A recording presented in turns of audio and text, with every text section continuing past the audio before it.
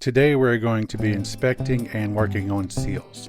Not that seal, not that seal, not that kind of seal either. I'm talking about these, the ones that are on top of your camper. Now we won't be doing a full resealing of the whole roof. We are just going to be hitting the edges where the top and the sides meet. First, we started by washing the camper. We posted a video for that about a week ago. So the idea is to get rid of all the dirt, grime, and pollen to get ready to begin inspecting and then resealing all of your spots to ensure total closure to avoid any kind of water damage. Please smash that like button and subscribe to our channel. Alright, let's wrap this thing up.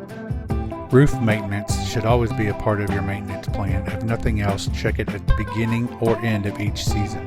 Recruit help if you need, and just remember there are numerous types of sealant on the market. Also, the size of your travel trailer may depend on what you need. Here I just did the seals on the side of our trailer, but there are other videos online that show people resealing the whole top of the travel trailer or RV. In hindsight, I should have went with the clear instead of the black, and that would have made the top of this look a little better.